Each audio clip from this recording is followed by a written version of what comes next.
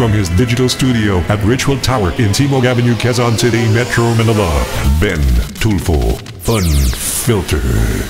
Good morning, folks! This is Ben Tulfo Unfiltered, Tuesday, March 19. Sa masuki ho natin sa ibaing dagat at sa masuki ho natin tumututok ho sa atin sa digital media ho natin dito ho sa ating YouTube TV, ganun din ho sa aming Facebook page, Ben Tulfo Unfiltered. Shared ho yan sa Bitag Live. Today, Tuesday, MWSS. Come on! Powerless! Powerless for what? Powerless, you ass. What the F are you talking about, MWSS? You're powerless? Ano pinagsasabi niyo rito? Sabi nila, mga bossing, alaraw silang magawa dito sa kanilang kapangyarihan bilang regulator ng sinasabing mga concessionaire sa ilalim nila ang Manila Water and Maynilad. Mga boss, ito'y kalokohan dito eh.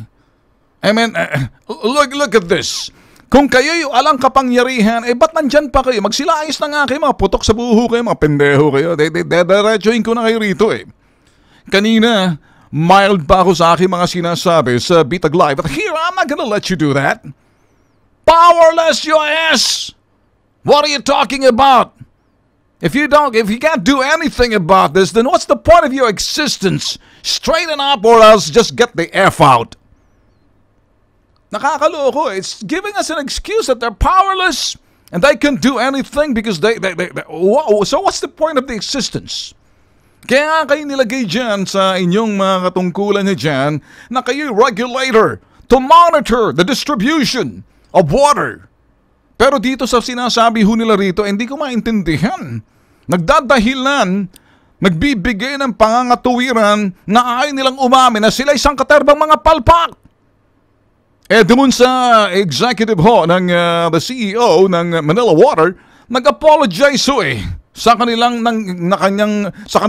nagawa. Ito ho yung Ayala-led group na Manila Water. Kasi ito hong dalawang concessionaire, Ayala, yung hong Manila Water, and then Pangilinan Group, ito ho yung Maynilad. So ngayon, pag pinag-uusapan ho natin, ano ho bang nangyari? Kasi mas maganda ho rito yung sasabihin ho natin, may pananagutan ho kayo, MWSS, hindi ho po pwedeng sabihin, powerless kami. Sino niloloko nyo? Lokohin yung lelong nyong panot. Ginawa nyo pa ngang parang lumalabas uto-uto si President Duterte nung magsalita si PCOO Secretary Martin Andanar noong Friday na talagang nagbigay ng warning, nagbigay ng ultimatum, nagbigay ng ito'y mandato ang Pangulo ayusin ang problema sa Metro Manila na kinakailangan makapag-supply ng 150 days of potable water sa Metro Manila. Ngayon, parang pinapalabas nila, the president was ill-advised. Ill-advised my ass! Come on! That's not good enough. Maling information daw na ang ifinid sa Pangulo. Oh, come on. Mas mali ang inyong pinagagawa because nagkulang kayo mga sangkaterbang mga palpak dyan sa MWSS. Ang lalaki namang sweldo ninyo. Ngayon, kaya natin kayo binabalikan para magkaintindihan tayo sa ibayong dagat o sino man na manunood, makikinig sa ating programa nito. Etong ating parang podcast and a live stream sa digital media lang mapapanood to mga boss. Wala ho sa telebisyon ng Ben Tulfo Unfiltered. Gumagawa ho sila ng dahilan, gumagawa ho sila ng parang ang dating pangangatuwiran. Pinagtatakpan ang kanilang kakulangan. Pinagtatakpan ang kanilang kakulangan. Ayun pinagtatakpan ang kanilang kahinaan. Pinagtatakpan mga bagay na kumbagay nagpapalusot. You're a loser. All of you sa MWSS, kung kinakailangan namin sabihin yan. Ang mandato kasi sa pamamagitan ng Republic Act, kayo'y nandyan para pangasiwaan, para i-regulate etong mga gawain ng mga concessionaire kung nga ba'y tamang pagkanilang pagdidistribute kanilang, kaya ang pangangasiwa ninyo mahalaga rito. Kapag hindi nyo na pangasiwaan ng tama, nagkulang na kayo. Pero sasabihin nyo, abay, powerless kami rito. Ano bang kinakailang power ninyo? Ang power ninyo ay ganare. Una, makikipag-ugnayan by way of engaging or engagement sa inyong mga concessionaire. Number 2, interaction with your concessionaire. Number 3, communicating with your concessionaire. Number 4, finding out the challenges. Number 5, figure it out if there's any potential problem or any impending problem that will arise and you can take action right away. That's what we call the total quality management, or TQM. Are you aware of that? Do you understand that? Kaya itong sinasabi ho natin mga boss, kung kayo nandyan, huwag na kayo mga tuwiran kung di nyo kaya magsilayis na kayo mga potok sa buong pendeho kayo. Ito, na mamumura patalo kayo eh. Sa pamamagitan ng Republic Act 6234, ang trabaho ninyo ay ganito.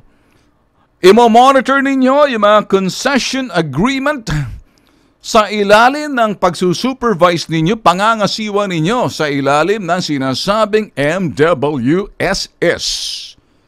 Kung nga ba'y tama ang pinagagawa nitong mga nasa ito'y Maynila, if not Manila Water.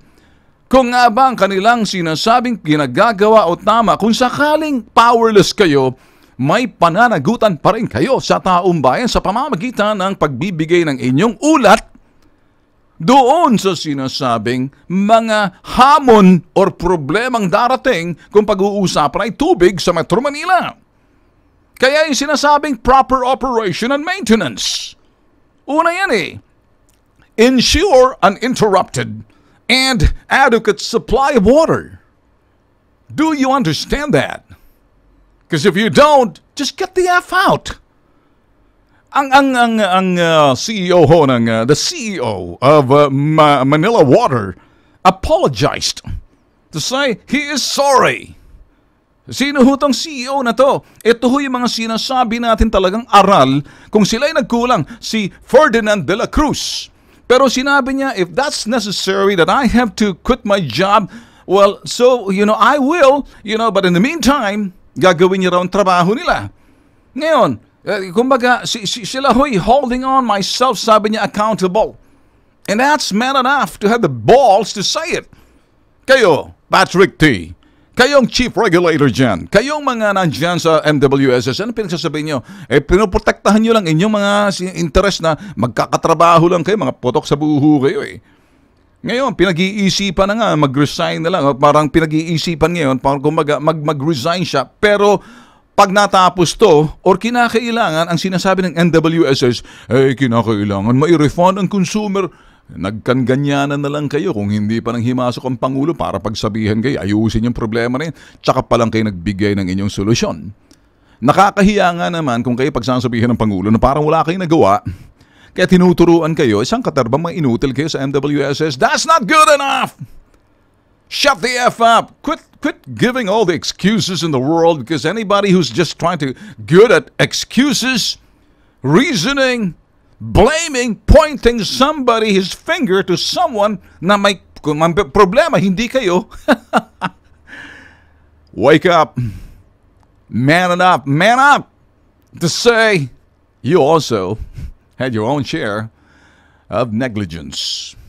I think you need to apologize to the people. May pananagutan kayo eh. Ang pananagutan yan ay ganare.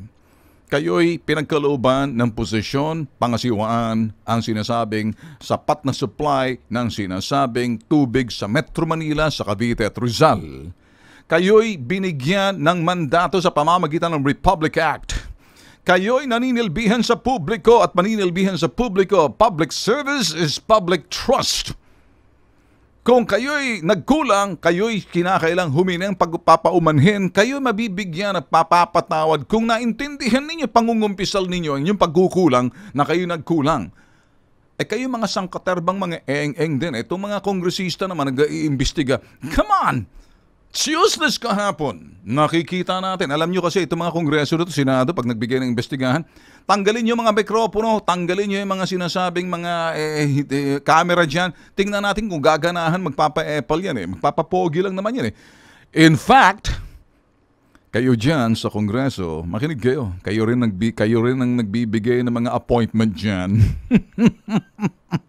sa kung sinong ilalagay commission and appointment sa MWSS. So, Baka mga manok ninyo dyan sa commission on appointment kayo sa Kongreso, mag-uusap-usap kayo riyan. Kung titingnan natin, alam nyo, malikot mag-iisip ang tao, mag-isip yung taong bayan. Na baka may kuntsabahan nga siguro. O pinagtatakpan nyo, ginigisan nyo yung Ayala-led group Manila Water.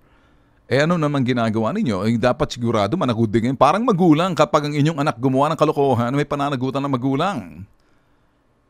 Nagkulang ang magulang, ibig sabihin yan. Kung kayo'y nasa itaas, at pagkatapos ganito ang nangyari, may rekomendasyon dapat kayo. Ang rekomendasyon ninyo, bagamat wala kayong kapangyarihan, ito'y titingnan ang sinasabing kaparusahan or pananagutan nito mga concessionaire, at least man lang nireport nyo sa taong bayan para malaman ng palasyo, para malaman nung mga kinaukulan na makikita agad yung solusyon na kinakailangan. Bakit nagkagulantangan na lang tayo? Medyo eto na lang, gumising na ang taong bayan, kulang ng tubig.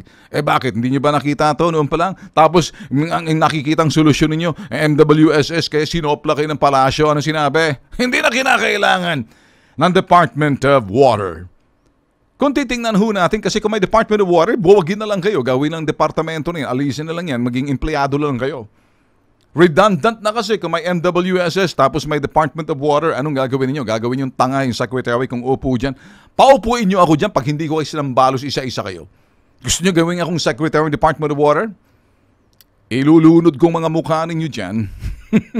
Sana ako na lang ang maging secretary ng Department of Water. Hindi ko gustong magmanilbihan sa gobyerno kung kinakailan, disiplinahin ko kayo Hanggang salita lang ba ako? Look, listen. Ang pangangasiwa doon sa kataas-taasan, may pananagutan yan. At merong pang mataas sa inyo dyan sa NWSS ang taong bayad. Much more yung sinasabing pinagsisilbihan ninyo. At yan yung sa ehekutibo, ang Pangulo. Ngayon, eto, ang isang magaling na nangangasiwa at namumuno or leader man, or mga director man, o chairman man, o presidente, o CEO man, alam ang ibig sabihin ng proactive. Unahin natin ang salitang proactive. Ito yung sinasabing estilo ng pamumuno't pangangasiwa sa pamamagitan ng pagiging listo, nakikipag-usap, nakikipag-ugnayan, nalalaman sa kanilang pinangangasiwaan sa ibaba kung ano ang mga posibleng mangyaring mga problema at mga hamon na darating, na yan ay posibleng posibleng mangyari. Ito'y nagaganap to kung maganda ang communication line ninyo. Nakikita ninyo kung ano mga hamon, nakikita nyo kung ano magiging problemang haharapin ng mga concessionaire nyo sa ibaba. At para kayo, kung powerless man kayo, at least man lang mapaalam nyo sa taong bayan, sa media. Hindi lang sa media, kundi at least man lang mabigay itong kaalaman na to, maitimbre nyo sa itaas sa palasyo, at pagkatapos, bago man maitimbre yan sa palasyo, meron na kayo nakalatag na solusyon.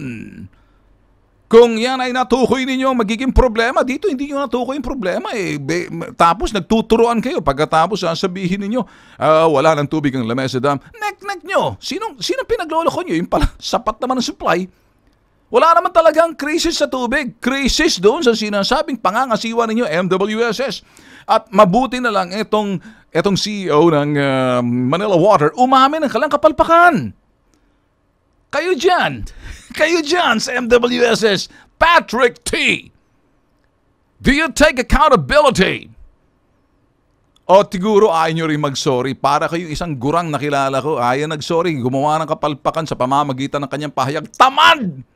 Siguro tamad lang kayo mag-sorry.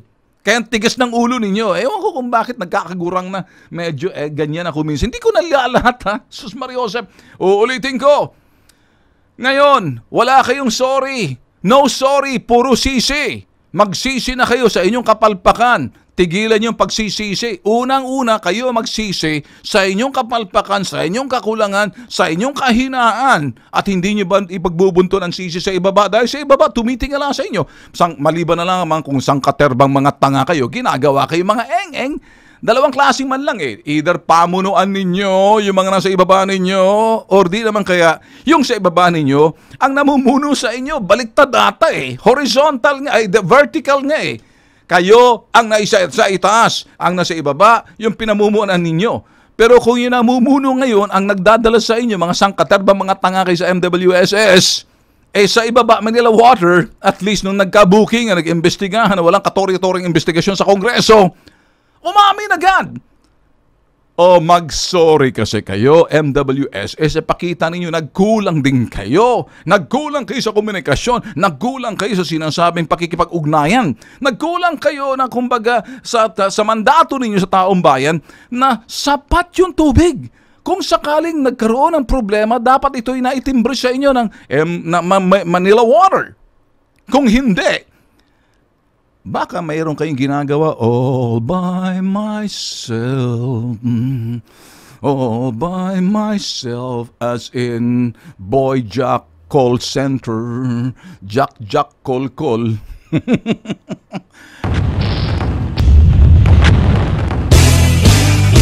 Anyway, mga boss, eto na ho, no? Pasensya na ho kayo, hyper ho tayo ngayong umaga. Tinitingnan ko ang aking oras dahil ang cameraman ko ang lapad ng likod. Malis ka nga dyan, hindi ko nakikita ang relo. Kasi ako, either nabibighani ka sa aking mga banat o kaya James, tabi-tabi mo, para makita kong relo. Line of sight. In my line of sight! Familiar ho ba kayo?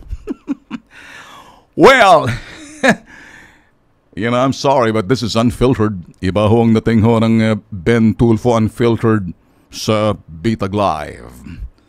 Dito ho sa atin, hard-hitting ho tayo sa mga tao nagkukulang. Sa Bitag Live, analysis and the issues na kinakailangan sa mga Pilipinong mga kababayan natin sa overseas. Ito naman ho, kinakailangan makita ho yung mga bagay na kung sino ho yung maladayari ang bibig.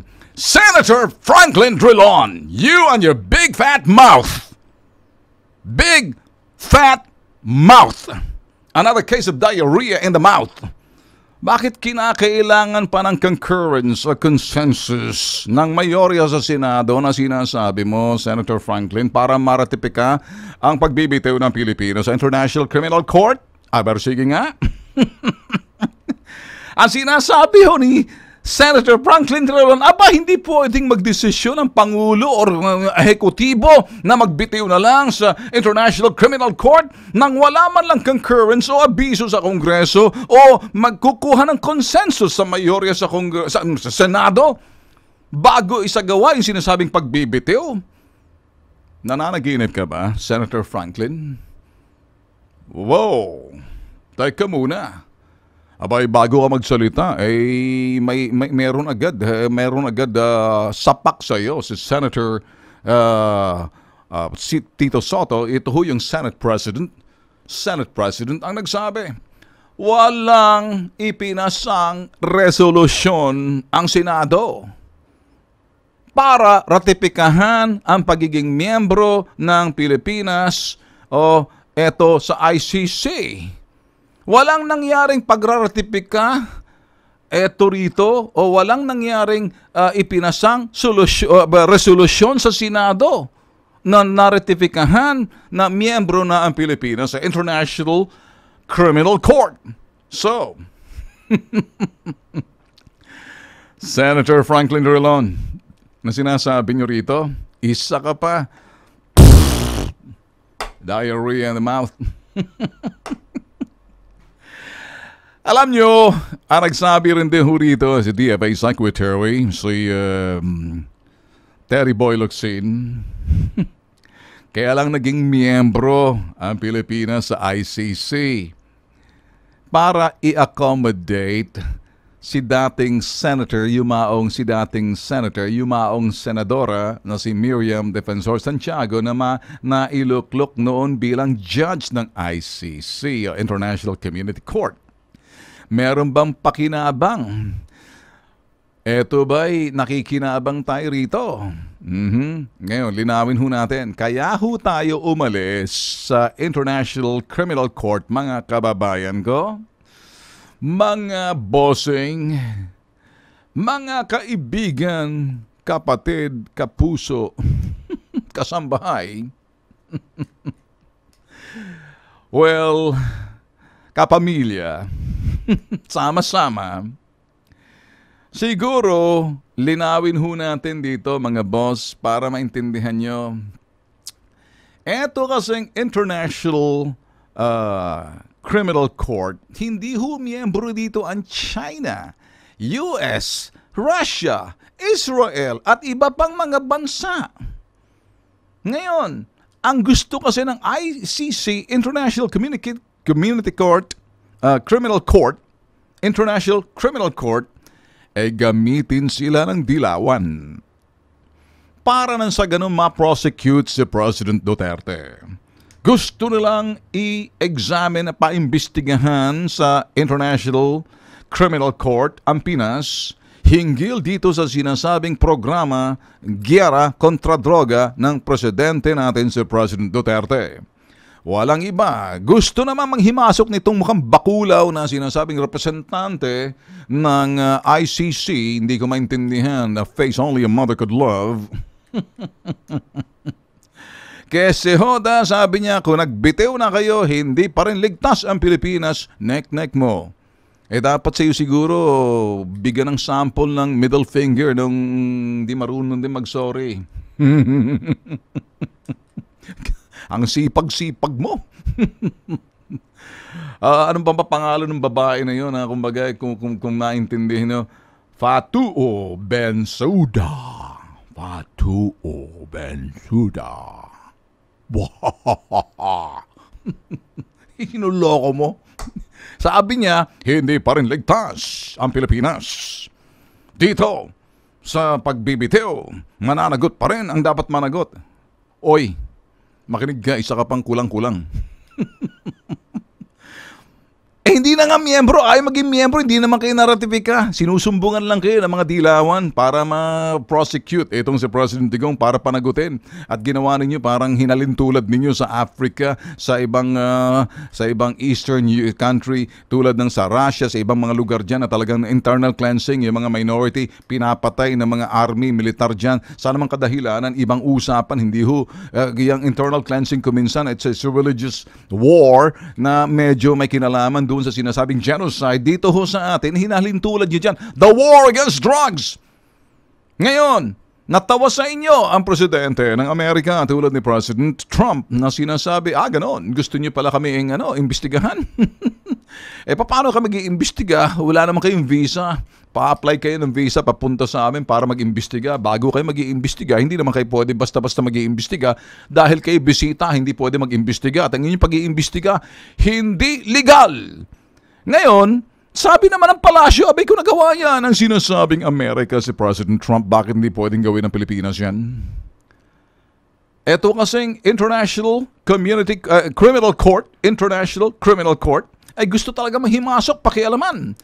Ang ibig nilang sabihin, itong mga dilawan na tumakbo sa International Criminal Court, parang International Community Court, International Criminal Court, takbuhan ng mga dilawan, gante para mawala sa kanilang buhay na parang ang dating salot ang isang President Duterte na iyan, sinasabing the war on drugs, good or bad, na sinasabi nila kinamatanggalan, pumunta tayo sa International Criminal Court para ipahiya ang presidente.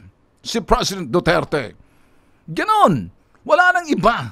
Ngayon, etong mga ginagawa ho nila, parang eto, hindi naman tayo talagang, wala naman talagang resolution, wala namang naratifika na sinasabing tayo'y miyembro, accommodation lang, isinarapan kayo mga putok sa buho. Anong sinabi ng President Duterte sa ICC?